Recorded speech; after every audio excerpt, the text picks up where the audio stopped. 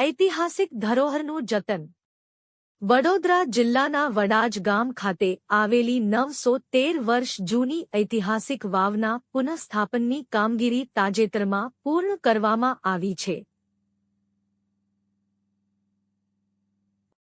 સોલંકી વંશના ગૌરવશાળી ઇતિહાસની સાક્ષી પૂરતી વિશિષ્ટ નંદા શૈલીની સ્થાપત્યકા ધરાવતી આ વાવનું નિર્માણ કાર્ય માતા મીનદેવીના માર્ગદર્શન હેઠળ રાજા સિદ્ધરાજ જયસિંહના શાસનકાળ દરમિયાન કરવામાં આવ્યું હતું. સૈનિકો અને સ્થાનિક લોકોને પાણીની સુવિધા પૂરી પાડવાના ઉદ્દેશ્ય સાથે નિર્મિત આ વાવ સ્થાપત્યની સાથે આધ્યાત્મિક દૃષ્ટિએ પણ વિશેષ મહત્વ ધરાવે છે. અહીં રાંદલ માતા, ખોડિયાર માતા અને વહાણવટી માતાનું સ્થાન આવેલું છે.